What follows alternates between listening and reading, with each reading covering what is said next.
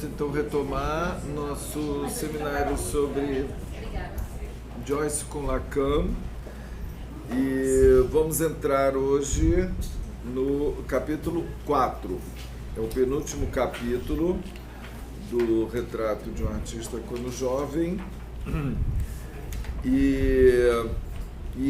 então, é um capítulo super importante, né, que nós vimos que a gente sai daquele capítulo 3, que é a metade do livro, né, e que agora vai mudar completamente, né, a narrativa, depois que ele, no final do capítulo 2, ele teve a primeira relação sexual, então teve o despertar da primavera para ele, digamos assim, só que não foi o despertar da primavera, foi o despertar do inferno, né? Que a gente viu que ele entrou naquele estado, né, que nós comparamos com a melancolia, mesmo no sentido psicanalítico e psiquiátrico do termo, né?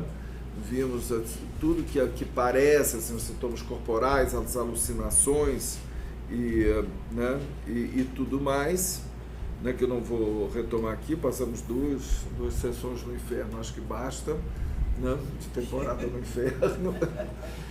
Né? E aí, no final, então, do capítulo 3, ele vai se confessar, né? E ele se confessa e tem um efeito imediato, né, de saída daquele estado.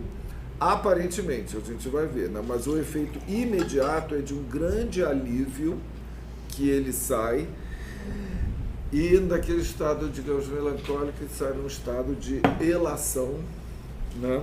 E quase extática, né? E que, como ele, vou só pegar o finalzinho do capítulo 3, né? Que todo o estado, né, do espírito dele aparece na descrição do environment, né, do meio onde que ele está, né? Então, o que ele diz: as ruas e lameadas estavam alegres. Dirigiu-se para casa cônscio de uma invisível graça que dominava e tornava leves os seus membros, apesar de tudo quanto ele havia feito. Né? Confessara-se e Deus tinha perdoado. A sua alma tornara-se de novo bela, santa e feliz. Aí ele acrescenta, vocês veem que o tema da morte continua. Seria belo morrer, se Deus assim o quisesse. Era belo viver em graça uma vida de paz, de virtude e de abnegação para com os outros. Né? E aí, né, ele vai para casa, tudo, volta de novo a dizer quão bela e pacífica a vida era, né? E chama atenção aqui para esse efeito que sempre a gente vai encontrar no corpo de Joyce, né? Aqui o efeito é no corpo, como ele diz, né, tornar-se leve os seus membros. A gente sempre vai ver assim, esses efeitos, esse corpo completamente instável devido à falta, né, do nome do Pai que daria estabilidade a esse corpo, amarrando os 3 registros. Assim, a gente vai ver não apenas a cena paradigmática da surra que ele tomou dos meninos, né, que Lacan, né, coloca como paradigmática de que o imaginário está solto em Joyce, mas eu acho outras cenas muito mais evidentes do que aquilo, né? Como nós já vimos, né? Então aqui é um outro efeito, de repente o corpo inteiro muda dele. Só que o que acontece no capítulo 4? Eu dividiria o capítulo 4 em 3 partes, ou 3 atos, digamos assim, né? Retomando sempre como nossa orientação que ele define do retrato, é a curva de uma emoção, né? A curva que a gente vê aqui no capítulo 4, né, seria o desenvolvimento do personagem em termos teatrais, né, é a contrição, a vocação e a decisão. Essas 3 partes, né? A contrição que ele entra num controle absoluto pulsional, tudo, e começa a preencher o dia dele, né, por orações e promessas e tudo mais. Aí depois tem a vocação, a questão, será que ele vai ser padre ou não? E depois a decisão de que não vai ser, e é o que eu estou chamando a primeira epifania que faz ele decidir ser artista. Então é um capítulo super importante nessa coisa da decisão e da virada própria dele, né? Então, nessa parte que eu estou chamando da contrição, né, ele diz que começa assim: a cada manhã ele se prosternava novamente na presença de alguma santa imagem ou de algum mistério. Começava o dia com uma heróica oferenda de todos os seus momentos de pensamento ou de ação, por intenção do soberano pontífice, e com uma missa bem cedo, né? O ar fresco da manhã estimulava sua piedade resoluta, e mais uma vez, ao ajoelhar-se entre alguns crentes devotos, ele no altar lateral, seguindo o seu livro de orações aberto, então ele acordava direto, né, para a missa, relançava a vista por um instante até a figura paramentada de pé na obscuridade entre as duas velas, que representava o Velho e o Novo Testamento. Imaginava, olha como é que ele imaginava, que ele estava se ajoelhando em uma missa nas catacumbas. Ele entra nas catacumbas apenas, né, onde os cristãos, né, perseguidos se escondiam, né?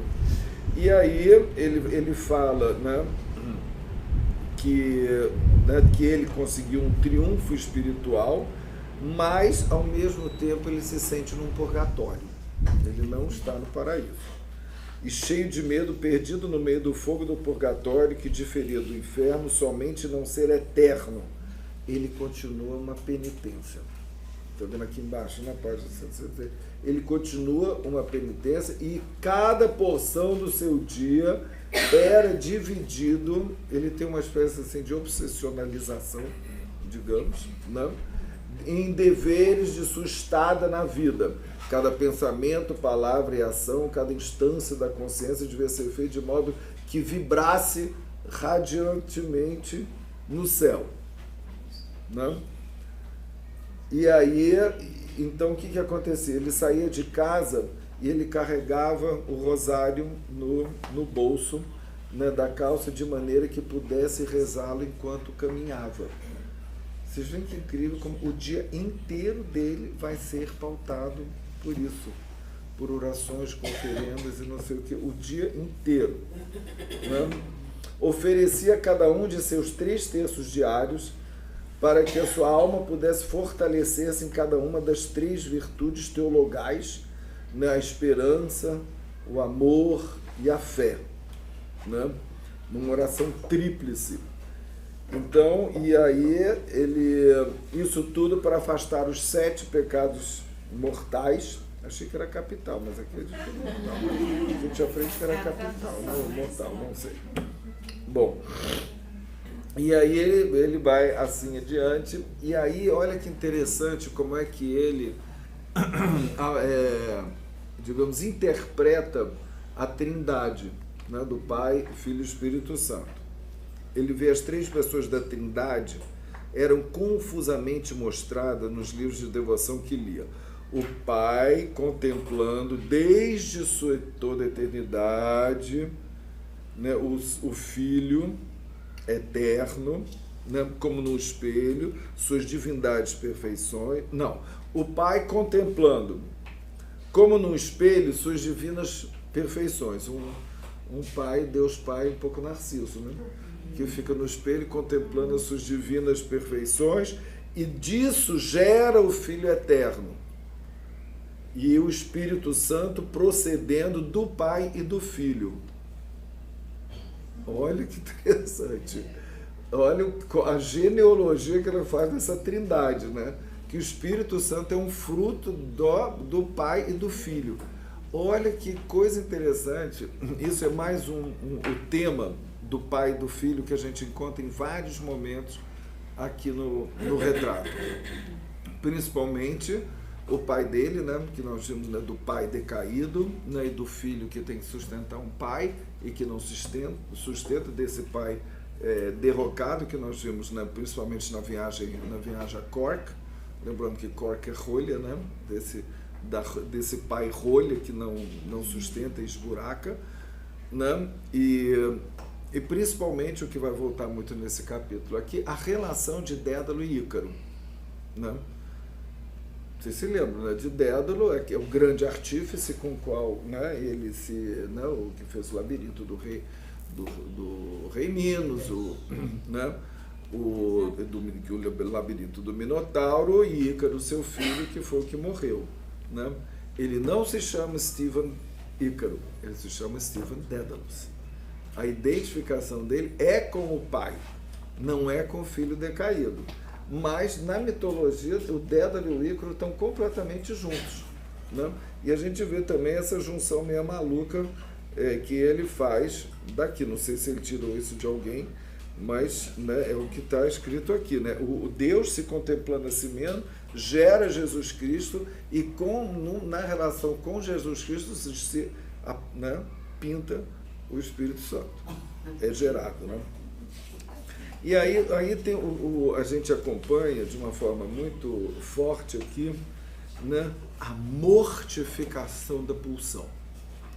Ele começa dizendo assim: um rápido ódio o tinha às vezes alvoroçado, mas jamais pudera fazer dele uma paixão intrínseca. E sentia sempre que o seu corpo largava, volta de novo, olha essa imagem, largava tal sentimento como uma pele ou como uma casca fácil de sair. De novo, o mesmo efeito da surra.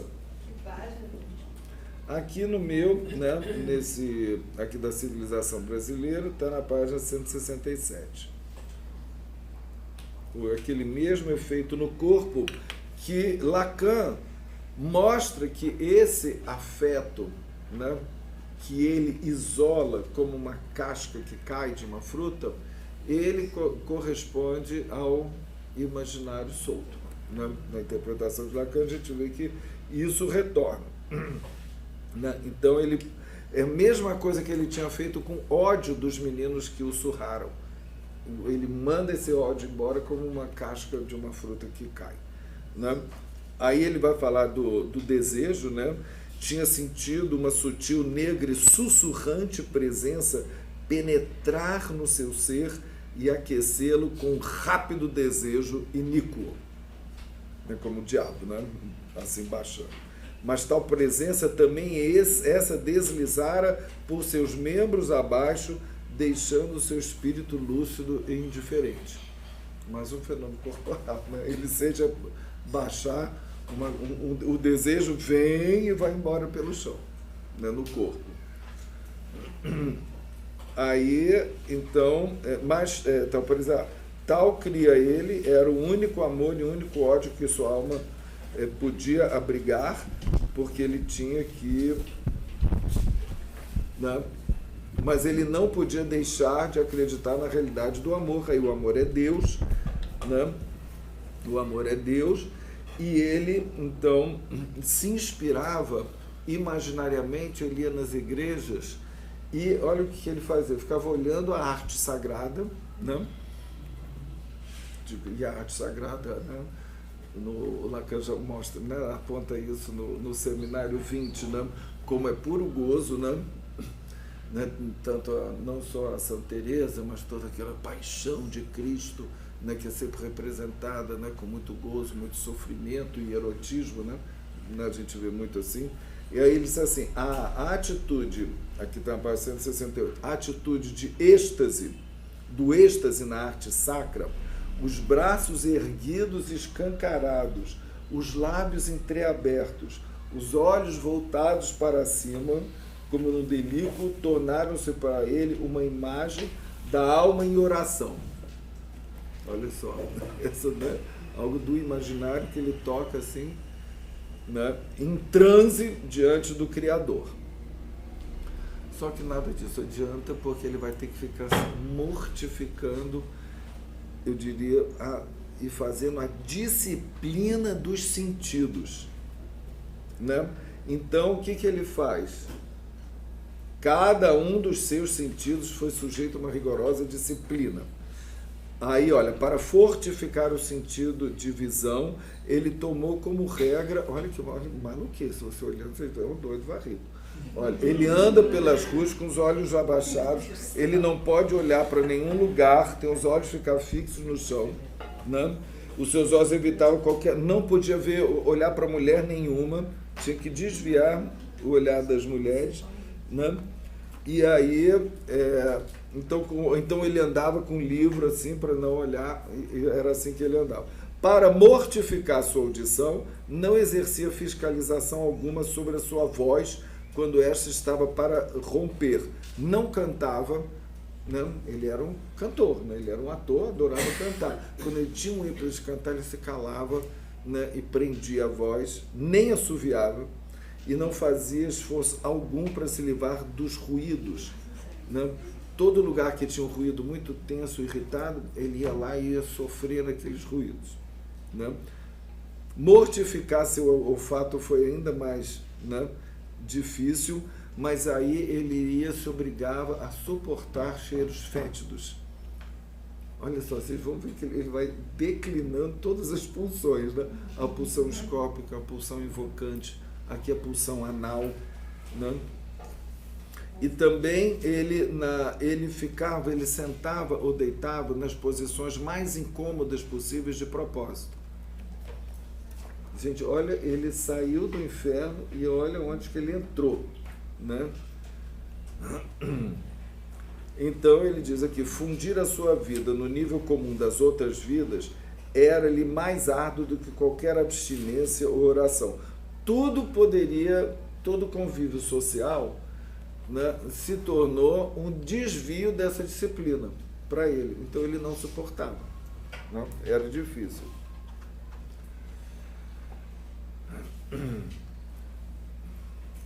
E ainda mais ele diz assim, uma voz inaudível parecia acariciar sua alma, dizendo seus nomes e glórias, convidando a sua alma a se erguer como para um esponsalício e convidando-a como esposa a olhar para a frente. Não que essa metáfora da alma, né, dos padres, que é a esposa de Deus, né, de Jesus Cristo. Até as montanhas dos leopardos, a alma parecia responder com a mesma voz inaudível, etc. Então, a gente não sabe o que se essa voz é uma voz mesmo alucinada ou não, mas é uma voz inaudível, né, que está aí na cabeça dele. E aí ainda tem isso, né? Aí vem uma imagem muito forte, ele diz assim, agora sentia que a alma estava sitiada, mais uma vez, pelas insistentes vozes da carne. Então tinha essa voz inaudível da alma com Deus e ao mesmo tempo a vozes da carne que começava a aperteá-lo baixinho durante as suas orações. Aí ele diz sentir uma corrente avançando para os seus pés descalços e estar esperando a primeira ondazinha tímida avançar para lhe tocar a pele. Sei lá, como uma cobra, né? Uma serpente que vem de uma corrente para enredá-lo, e ele chega a ver essa linha prateada no chão. É muito interessante, né? Que aquilo que a gente não sabe até que ponto ele está, o que é a realidade psíquica, o que é a realidade física, né? Essa corrente que ele vê, e que ele diz, essa é a corrente de tentação. Você viu como a metáfora se literaliza para ele, não sei se literaliza, eu diria se imaginariza, né? Se é uma imaginarização, né, da metáfora, e isso é o que ele chama corrente de tentação. Bom, aí o que acontece o que ele sente constantemente? Culpa. É aquela culpa enorme que ele diz, um sentimento sem paz, de culpa, havia de estar sempre presente nele. Agora, isso que é impressionante, que aquela confissão que teve aquele efeito imediato de alívio, não adiantou nada. Ele entrou nisso, dessa contrição, né, e que ele havia, então, de estar o tempo todo, né, porque eu pensei assim, poxa, então, parece, né, a questão da confissão e que o outro Deus, né, representante de Deus o perdoa, né, de ter um efeito assim desse nível, né, que é o nível da sugestão, né, que parece uma coisa bem, digamos, do neurótico, né, que é aliviado pela sugestão de que, mas nós, psicanalistas, sabemos que a absolvição do padre dura pouco, né? Que o sujeito se culpa muito mais, né? E é o que aparece aqui, só que de uma forma que a gente às vezes parece algo meio delirante, meio alucinatório, né? E que aparece. E aí aí primeiro essa parte da contrição corta, aí aparece a cena que é uma cena famosa também, que eu acho que tem lá no filme, que é o encontro dele com o diretor da escola.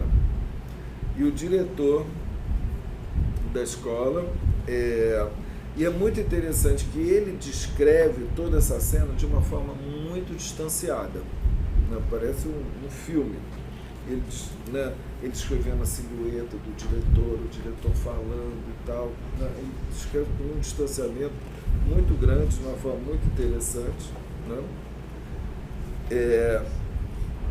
O diretor começa a falar de, assim, meio de banalidades, até o momento em que, né, ele critica assim, como os capuchinhos, né,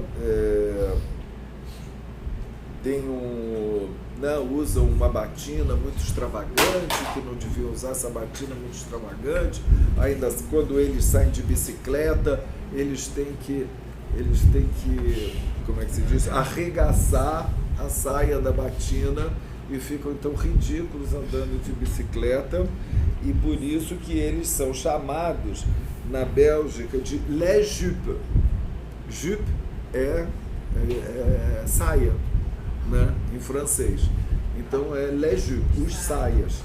Aí pronto, bastou falar les jupes que ele já foi para a saia das mulheres, a tentação, as pernas das mulheres, o corpo da mulher, etc. e tal, né? E aí já vem o pecado, já vem tudo aquilo e tal, né?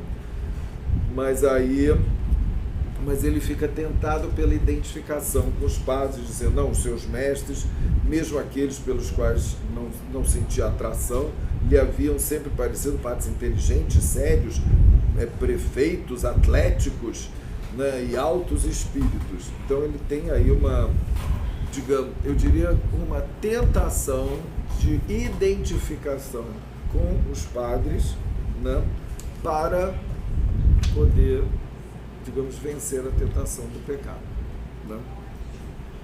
E aí, o que o padre vai lá, né, chama ele para perguntar, achando que ele tem as características de que ele poderia ser um bom padre. Mas olha como é que ele diz: num colégio como este, há um, ou talvez 2 ou 3 no máximo, rapazes que Deus chama para a vida religiosa. Talvez seja você nesse colégio o rapaz que Deus escolheu para o chamar a si. Aí ele sentiu todo um orgulho, uma nota de orgulho, né, reforçada pela voz do padre, né, fez o coração de Stephen se acelerar. E aí ele diz que é uma honra, que é a maior honra que um homem pode receber, né, que o Deus Todo-Poderoso pode conferir a um homem. Nenhum rei, nenhum imperador nesse mundo tem o poder de um sacerdote. E aí ele faz, né, toda uma preleção sobre o que é o poder do sacerdote para, digamos, atrair, né? É o poder das chaves, o poder de ligar, de tirar do pecado, do exorcismo, de expulsar, né? Os evangelhos sabem bem disso, é o poder, né, de expulsar das criaturas de Deus os maus espíritos, que sobre ela exerçam poder e força, a autoridade de fazer com que o grande Deus do céu desça sobre o altar e tome a forma do pão e do vinho. Quer mais? Né? Haja poder, né? E aí, né, ele ficou muito tocado, né, com isso, e aí ele começou, né, a devanear, né, e naquela sombria vida em que viveram através dos seus devaneios, ele efetivamente notou que ele já tinha pego ele mesmo assim identificado aos padres, né, até tomando a voz do padre que ele tinha né, visto e tal, e aí ele se imagina o padre dos livros da infância, né, que ele via. Então, nessas representações juvenis do santo sacrifício, a sua vontade parecia realmente aí, né, a ser apta para isso, né? E aí ele, né, escutava o apelo do padre, né? Ele estava escutando e aí, né, se despede do padre, e o padre diz assim que, olha, oferecerei a missa de amanhã a fim de que Deus Todo-Poderoso revele a você a sua santa vontade. O mais sugestivo possível, né? Então ele sai, né, dali, né, de uma forma, né, muito seduzido, né, por aquilo, né? E aí é interessante que nós vamos entrar nesse capítulo. Tem um elemento que não tinha entrado, a meu ver, ainda tão forte na descrição, que é a música. A música, a gente sabe que ele está se contendo para não cantar, né? Então, ali amarrando a pulsão invocante, que é uma das mais fortes, né, dele, né? E aí ele se dá conta daquilo e aí ele começa a ouvir uma música, né? Ele está andando para as bandas de uma igreja lá de Findlater, um quarteto de jovens entra, a música entrava imediatamente, como os primeiros compassos de qualquer música, logo fazem por sobre a fantástica textura do seu espírito, dissolvendo-a sem dor e sem ruído, como uma repentina onda, né? Aí ele se deixa ir com seu corpo, né, a partir dessa onda que dissolve as torres de areia construídas. Sorrindo da área singela, vê nela um reflexo sem alegria da tarde que tombava. Aí ele começa a achar estranho. Onde é que está? Por que é sem alegria? E aí, esse sem alegria começa a ser algo que chama a atenção. Onde é que está a minha alegria? Eu diria assim, ao descer os degraus, a impressão que desfez a sua perturbação da autocomunhão foi de uma máscara sem alegria. Volta de novo. A máscara sem alegria refletindo o cair do dia gravado na soleira do colégio.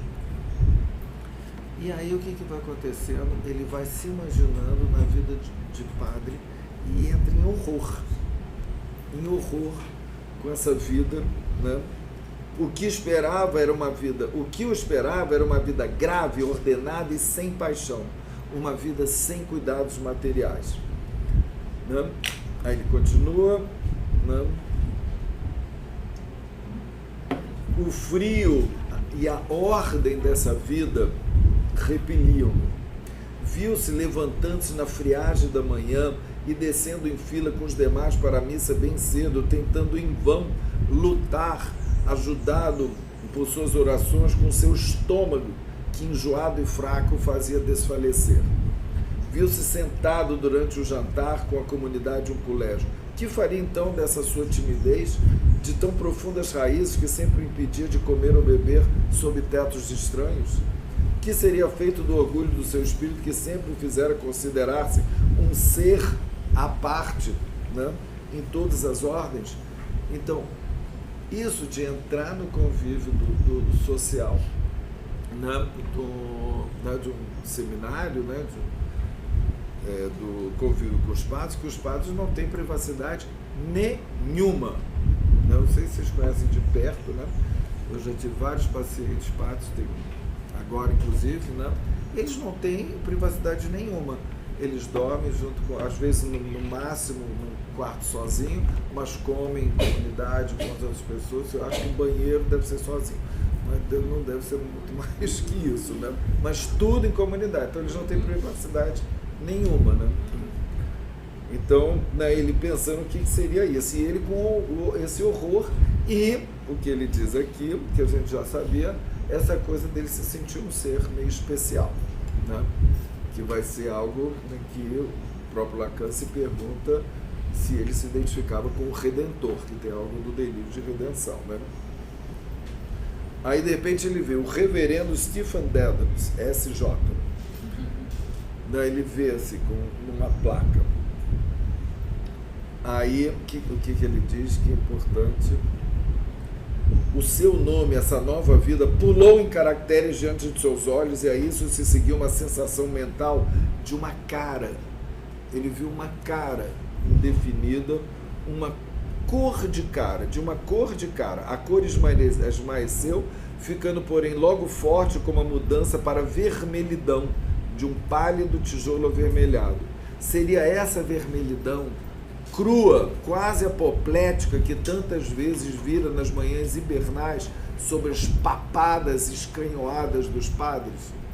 Ele viu essa cara, assim, né? Uma cara sem olhos, azedamente contraída e devota, né? Uma careta, né? Fechada com as manchas róseas de raiva sufocada. Pois isso não era um espectro mental da face de um dos jesuítas que certos meninos apelidavam de queixo de lanterna, ou velhaco. Aí ele se viu nessa cara, né? Como que eu vou ficar com isso, né? E aí a gente vê a virada. A partir disso que ele teve, né? Ele se admirou da confusão do seu espanto, da distância de sua própria alma daquilo que até então imaginara que era o seu santuário, da frágil prisão que durante anos de ordem e de obediência o contivera, quando um ato definitivo e irrevogável ameaçava por fim, esse ato, que seria o ato de virar padre, ameaçava por fim, para sempre no tempo e na eternidade, terminar com a sua liberdade. Aí ele disse, não. Vai virando. Foi, ele vai, isso que é interessante, que a gente vai acompanhando, né, todo esse sentimento, e aí ele diz, não. A voz do diretor, concitando com os altivos conclames da igreja que o mistério e a força sacerdote, repetia-se na sua memória. A sua alma estivera lá, mas não ouvira e não concordara. Aí tem essa frase muito importante que ele diz, ele jamais haveria de balouçar o turíbulo diante do tabernáculo como padre. O seu destino, essa é uma frase muito capital aqui, era ser arredio às ordens sociais e religiosas. E é uma coisa que ele vai retomar lá no final, né, quando ele fala, né, então, né, daquelas três coisas contra o que ele fala, eu acho que é no Stephen Hero, que ele fala, né, esses três figuras do outro, contra o qual ele vai lutar, que é a família, a igreja e a Irlanda, né, que ele vai se colocar definitivamente contrário, né, a isso que a gente pode chamar as três figuras, né, desse outro. Aqui diz, e seu destino era ser arredio às ordens sociais ou religiosas. É como se tivesse algo dele, né, de assumir o fora do discurso. Não? Ele assume o fora do discurso, mas mantendo relação de alguma forma. Né? Aí ele diz, a sabedoria do apelo do padre não o tocara assim de tão pronto. Né? Ele era destinado a aprender a sua própria sabedoria separado dos outros. né? Isso é muito interessante. Separado dos outros, ou aprender a sabedoria dos outros, vagando ele por entre as armadilhas do mundo. As armadilhas do mundo, o que eram? Eram os seus caminhos de pecado. Aí tem algo que é muito importante dentro de uma imagem que volta sempre para ele. Aí ele diz: cairia, eu cairia. I will fall. Cairia, de cair. De cair.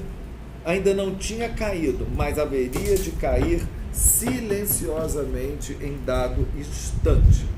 Vocês se lembram de como a gente já falou da queda?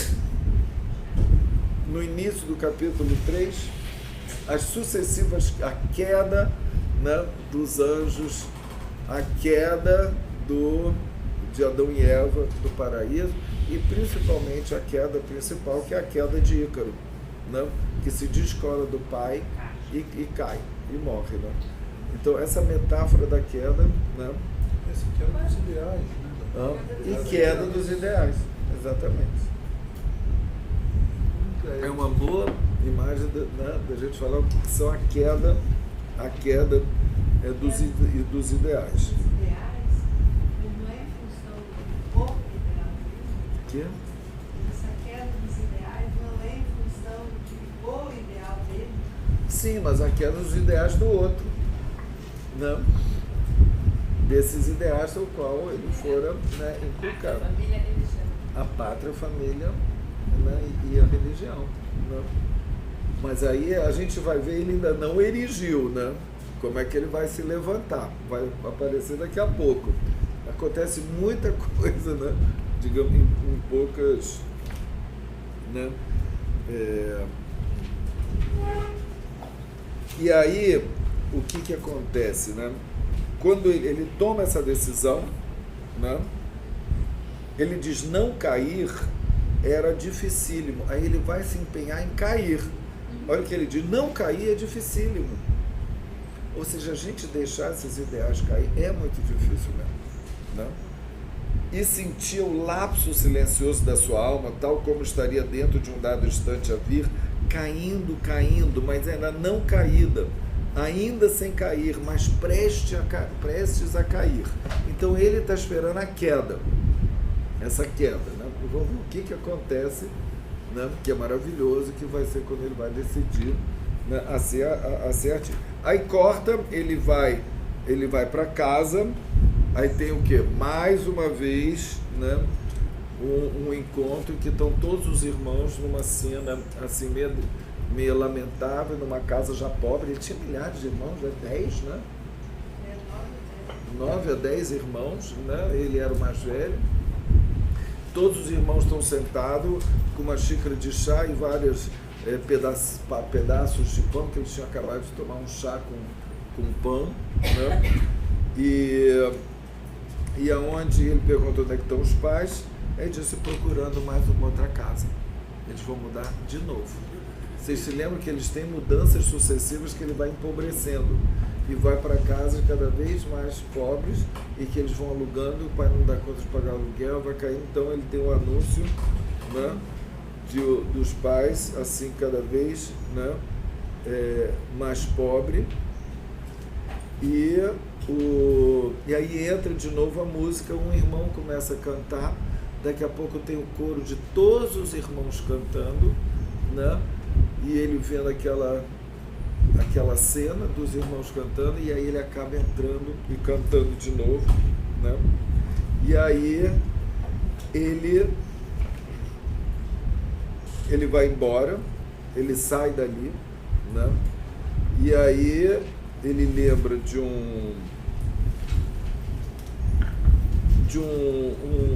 do verso, não, com o verso da canção, ele sai na escada, né, meio dançando, né, ele diz, né, assim, no ritmo desses versos, né? E aí ele tem, né, o que acontece? E aí também é interessante que ele escreve a música de Chambers, né, que é music, né, e são 36 poemas que ele faz tudo na musicalidade, quando você diz da importância da música, né? Exatamente. Aí você vê essa passagem aí como cena primária, Isso. né? E ele faz sucesso com o Chamber Music, né? Exatamente. O livro de poemas dele se chama Chamber Music. Né? É muito interessante isso. Né? E aí ele tem uma, que eu diria, uma epifania musical. Depois a gente vai trabalhar a questão das epifanias na próxima vez. Né? Mas eu queria descrever isso, que é muito uma epifania que ele diz. Parecia-lhe ouvir notas de uma música impulsiva, ora subindo um tom, ora descendo um quarto de tom. Talvez os músicos aqui possam até cantarolar o que é isso que ele descreve. Subindo um tom, ora descendo um quarto de tom. Subindo um tom, descendo uma terça maior. Você consegue ouvir isso? Quem é músico poderia nos falar? Sobe um tom. Vai subir, aí desce. Aí desce um quarto de tom. Aí sobe um tom, desce uma terça menor. Ou seja, aqui ele faz uma partitura. O quê? 184 embaixo. Ele começa a fazer uma partitura de uma música. Exatamente. Tem alguma coisa de um sobe e desce que ele diz, como chamas de 3 braços. 3 braços de labaredas. Olha como é que chama após chama para fora de uma acha da meia-noite. Era um prelúdio, aí já vira um sonho, né? Um prelúdio de gnomos, sem fim e sem forma, e à medida que se tornava mais selvagem e tenso, as chamas iam pulando fora do compasso. Né? Então você imagina a música com as chamas, ele descrevendo, fora do compasso, ele tinha a sensação de ouvir por baixo dos ramos e das raízes criaturas selvagens disparando, os seus pés tamborilando como chuva por cima das folhas. Eu acho que isso é uma epifania musical, né, que ele tem. Né? E aí ele pensa ele imediatamente articula com um verso de Newman. Tem que ver em inglês. Eu vi isso em inglês, depois eu vejo. E aí, o que acontece logo depois, né, que é muito importante, aí ele vai para o mar. Ele vai para o mar. Maria Luísa, eu vou falar o principal agora. Já vai embora. Tá bom. Aí o que acontece? Ele sai, ele tem essa epifania, aí ele se dirige ao mar da Irlanda, e aí o que vai acontecer? Né, a cena principal. Né? Na cena principal, ele passa por um bando de irmãos da igreja, né, seminaristas. Né? Ele olha aqueles colarinhos humildes que mais pareciam cadarços, né? Acho uma coisa horrível. Né? E aí ele sente passado para trás, e aí acontece assim, ele puxou, está na página 186, ele puxou uma frase do seu tesouro e disse para si mesmo suavemente. Aí vem a famosa frase, né, daqui, cadê?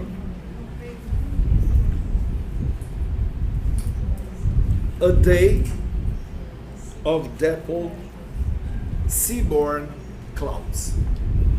Ele arranca essa frase. Né? É interessante que ele diz o seu tesouro, que a gente pode passar até no que Lacan chama o tesouro dos significantes. A impressão que Lacan pegou tanta coisa daqui, toda vez que eu leio, eu falei, gente, tá vindo daqui. E que é o momento, e que a tradução seria um dia de nuvens pintadas vindas do mar. Não seria nem vindas do mar, ele inventa um seaborne. É como se o mar nascidas do mar. Não? A nuvem que nasce do mar. Não parece que ele pega essa frase de outra pessoa e coloca a nuvem que o mar pare, né, de parir as nuvens, né? A day of dapple seaborne clouds. Aí vem isso que é importantíssimo. A frase, o dia e a cena harmonizavam-se num acorde. Não é num coro não, tá? Como tá aí. Chord, aí é um acorde, com um acorde. Um acorde musical. O dia, a cena e a frase, né? Consentiu que elas fulgissem e esmaecessem tinta após tinta, o ouro do sol nascente, o vermelho e o verde dos pomares das macieiras, o azul das vagas, a fímbria cinzenta das nuvens algodoadas. Aí vem o principal. Não eram as cores. Era o equilíbrio e a densidade do período em si. O que é período em música? O período, acho que é a própria frase. Um dia, um período. Pode ser, mas eu acho que período também corresponde a uma frase musical. Tá? Seria, pois, aí vem, que ele amava, já eu falei disso várias vezes em outros artigos, que ele amava apenas o erguer e o tombar rítmico das palavras, mais do que a associação delas em legendas e cores? Olha aí o aspecto musical da língua que ele pega, a melopeia. Aí ele diz, será que ele amava então mais o tombar ritmo das palavras, aquelas labaredas, né, que a gente viu, né, da música, mais do que o significado delas e das cores que elas evocavam? Ou seja, muito mais o som do que o sentido, muito mais o significante do que o significado, né? Então, isso é uma parte super importante, né? Aí vai continuando um pouco, aí olha o que acontece, né? Aí ele olha, ele está olhando para o mar, aí ele vê as nuvens vogavam baixas, pedrentas, vindas do mar, né? E aí o que ele vai falar? Estavam elas viajando através dos desertos do céu, com a hostes de nômades viajando alto sobre a Irlanda. Aí ele fala, a Europa, elas vêm da Europa. A Europa, de onde elas chegavam, jazia do outro lado do mar da Irlanda. Essa Europa de estranhas línguas, que ele vai trabalhar, né? Lelanga, né? Estranhas línguas, né? Tudo que ele vai trabalhar está aqui de uma forma, né? De tantas raças circunvaladas, rodeadas de estacas transformadas em citadelas, entrincheirada e disciplinada. Vocês acham? Aí ele desce na Europa e aí vem mais uma epifania musical, que a descrição é lindíssima. Ouviu uma confusa música dentro de si, como que de memórias e de nomes dos quais tinha uma noção, mas não podia reter sequer por um instante. Depois essa música pareceu retroceder, a música indo embora, e de cada vestígio dela, assim a retroceder nebulosamente, caía sempre uma nota de longa duração, insistente, transpassando como uma estrela o crepúsculo do silêncio. Não? Epifania. Como é que ele não virou músico, né? De escrever isso, né? Não, virou Joyce. Mas o primeiro livro dele foi Chante. Mas ele não compôs. Isso que é interessante. Ele é ligado na melopeia da palavra, na música da palavra, né? Por muito mais, por isso que uma psicanálise, digamos, joyciana ou pós-joyciana é aquilo que Lacan é o Lacan da La Língua, onde interessa muito mais o gozo e o som da palavra do que propriamente o que ela significa. Pois é, eu também fico pensando, porque ele não compôs, mas tem um professor da USP. Fala mais alto para gravar. Tem um professor da USP, tem um artigo sobre Joyce que eu li, Strauss. Ele é até hoje professor lá da USP.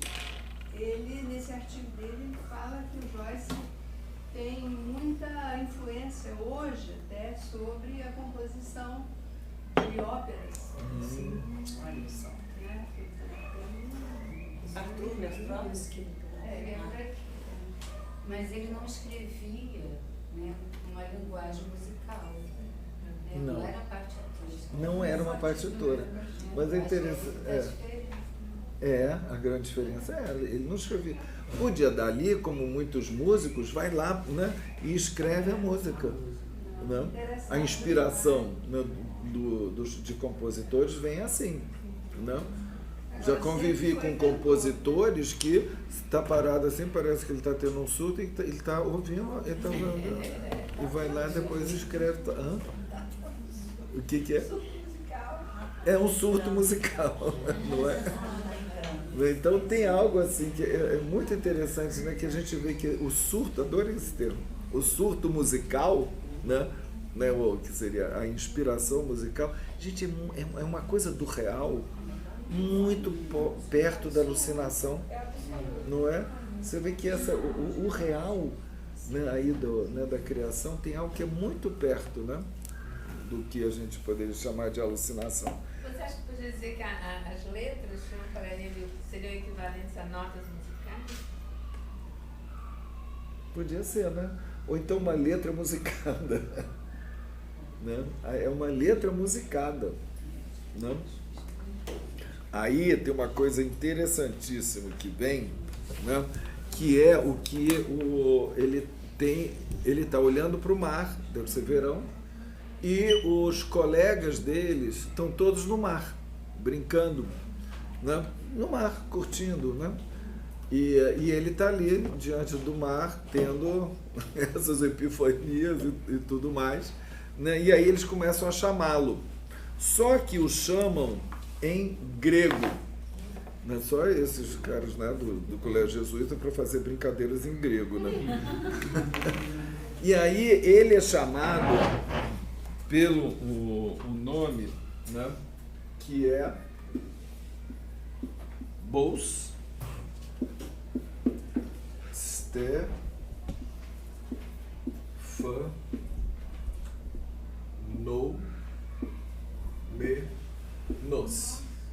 Né? Então chamam ele Bos Stephanómenos. E o que significa isso, que é muito interessante, que é esse Stefano é coroado em grego. E isso aqui é o boi. Ele é chamado de boi coroado. Esse boi coroado, né, primeiro tem a ver com coroado, né, ou então boi com guirlandas, né, que pode aparecer em representações até de, né, festivas, não sei que origem, mas, por exemplo, nas festas dionisíacas, né, principalmente o bode, o boi também pode ser coroado. Não sei se é por aí ou se tem outra, teria que pesquisar de onde que vem isso. Mas, de qualquer maneira, em termos da palavra, o Stefano, em grego, é o coroado, o que está com uma guirlanda. Olha que interessante. E aí, o que acontece? Nesse momento, vamos lembrar do nome dele, como a questão do nome é importante. O Stephen Dedalus, né? Stephen é o nome cristão, foi o nome do primeiro mártir, parece, do cristianismo. Então, é um nome cristão por excelência. E Dédalus, o grego, né? Nesse momento que ele é chamado, né, o Stefan, quer dizer, que nós vemos a origem grega de Stefano, que é o coroado, ele entra, já é um processo do que, né, eu associo do que ele fala da helenização, do que ele pretende fazer com a língua grega, que é o Hellenize, uma helenização de trazer o grego, de voltar às origens do grego. Então tem isso, tem o boi coroado, que ele é o rei, né?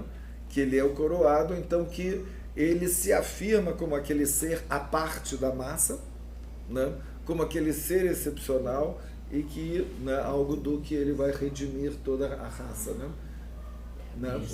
O Redentor.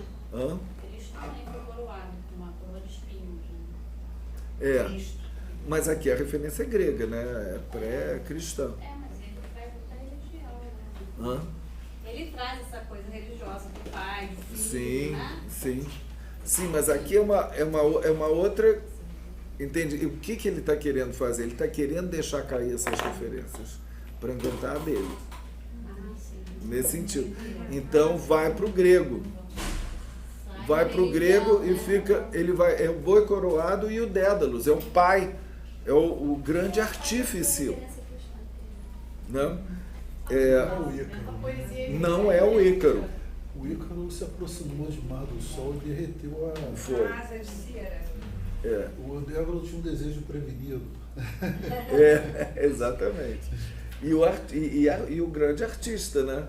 Lembra, foi ele que fez aquela vaca de madeira que a mulher do rei queria dar para um touro, né? E o touro não se interessava por ela porque ela era uma mulher, né?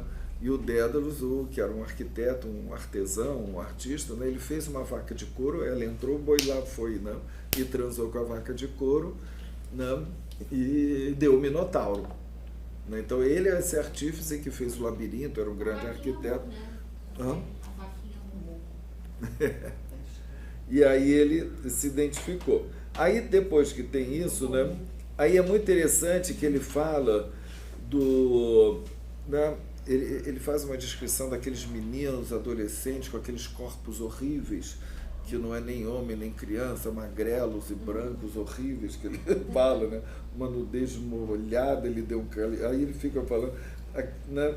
E aí ele olha, né? Diz assim, o Connolly sem um casaco, aqueles outros sem aba e não sei o que, né?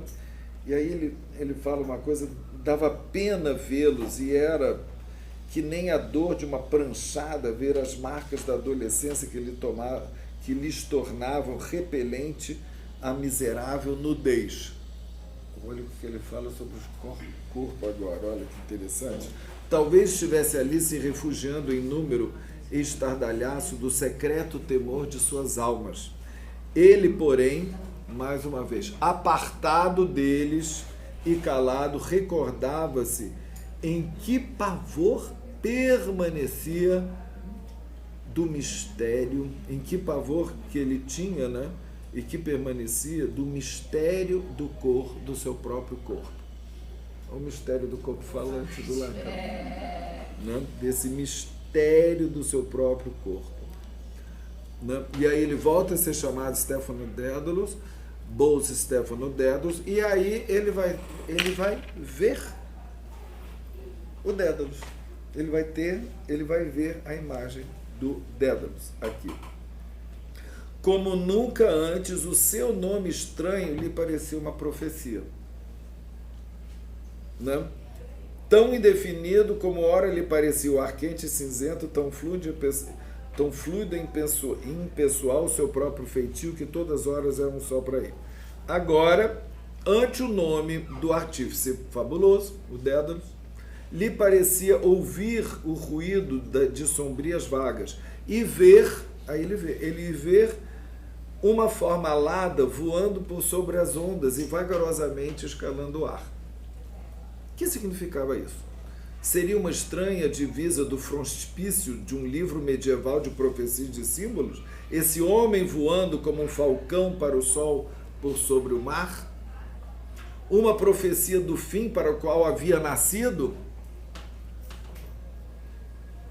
Para servir, né?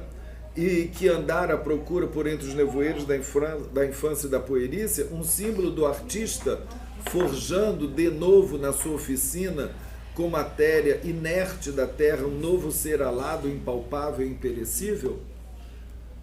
Olha que incrível como ele se constitui aí como artífice, digamos, dele mesmo. Não? Essa frase parece um símbolo do artista forjando de novo é porque o Dédalus volta a forjar alguma coisa na sua oficina. Com matéria inerte da terra, um novo ser alado, impalpável e imperecível. Estamos aí diante do nascimento do artista. Isso, ele como Dédalus. Né? Porque no final do livro a gente vai ver que ele quer forjar, usar na mesma forja que ele recebeu uma nova raça de homens, tarará. né? Não são homens schreberianos, mas é uma nova raça de homens, né?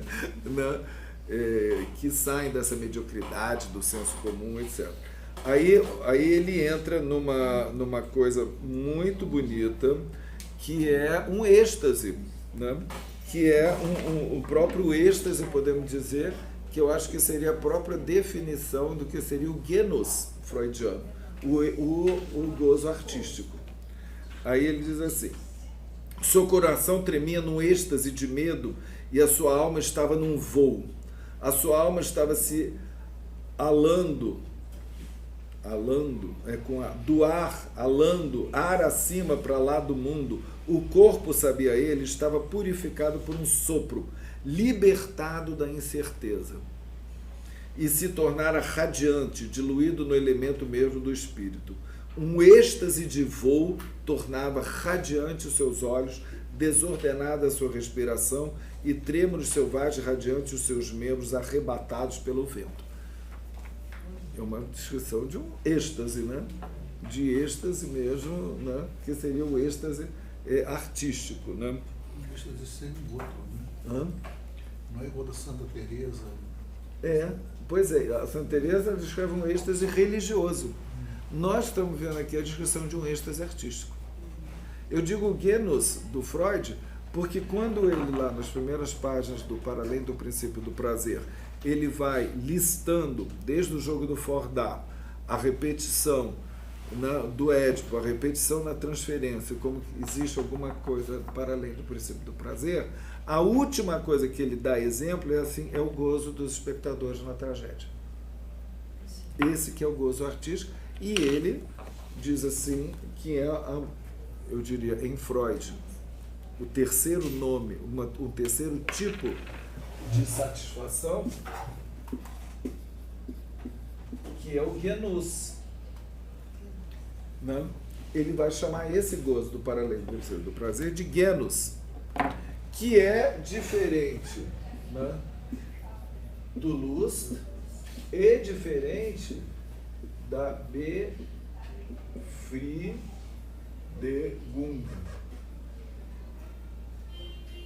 Aqui nós temos 3 formas de satisfação que a gente encontra em Freud.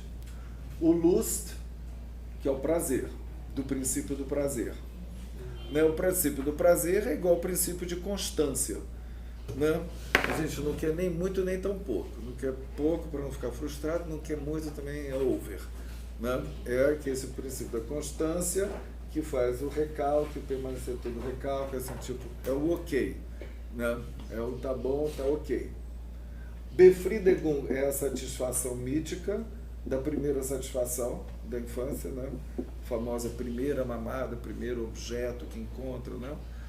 da satisfação. E genus, não sei se tem outros. E genus, que é o que ele vai falar que é o gozo do para além do princípio do prazer, e que Lacan vai, né, associar também com o êxtase, né? E aqui tem uma frase linda, né? Aí ele acaba, né, dizendo que isso, aí ele tem a vontade de gritar arrebatadoramente, a sua libertação para os ventos era um chamado, né, da vida. Espera aí um minutinho. Tarará, 1, 2, 3. Tá. Era o chamado da vida, e um grito de triunfo que os seus lábios tinham retido retumbou em seu cérebro, fendendo. E aí ele grita o seu nome, Stephanophoros. Stephanophoros. Eu não sei o que é exatamente Stephanophoros, né? Porque aqui temos esses, né, que a gente até pode fazer joycianamente, vê-lo como um fenômeno. Stephanômenos, ele é o fenômeno, né? Como fenômeno. E aí ele diz, né?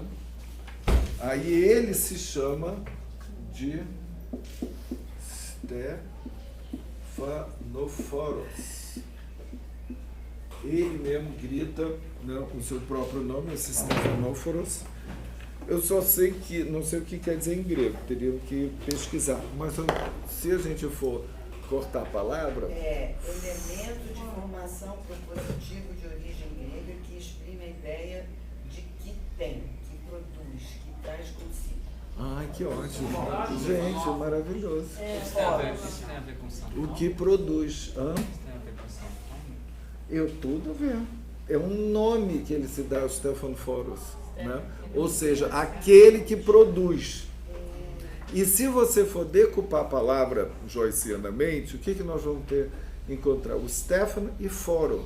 O Foro é o lugar. É o lugar do Stefan. Então tem algo aí do nome que cria um lugar, né, que ele se nomeia. Né? A nomeação, a gente vai voltar a isso. A questão a gente tem algo dele mesmo se nomear. Não é um pai que nomeia, como a gente vê, né, que Lacan vai falar, o dizer do pai, do nome do pai, que é o pai do nome do pai que nomeia, não. Aí é ele se nomeando. Ele se nomeia Stefan Foros. E aí tem essa frase linda que lembra, a meu ver, pelo menos eu associo com o final do Ulisses, com o famoso monólogo da Molly Bloom, do Yes, né, do sim. Olha o que ele diz. A sua alma levantara-se da tumba da puerícia. His soul had arisen from the grave of boyhood, despojando-se das vestes sepulcrais. Ele não, spurning her grave clothes. Sim, sim, sim.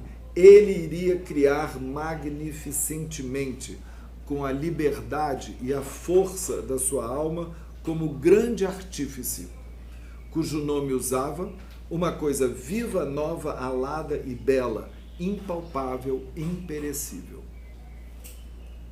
Yes, yes, yes, he would create proudly out of the freedom and power of his soul as the great artificer, whose name he bore, a living thing, new and soaring and beautiful, impalpable, imperishable. Vamos terminar por aqui, não tem mais nada a dizer, né? Que aí a gente vê a virada dele e que aí ele vai se decidir, é a decisão, né, do artista.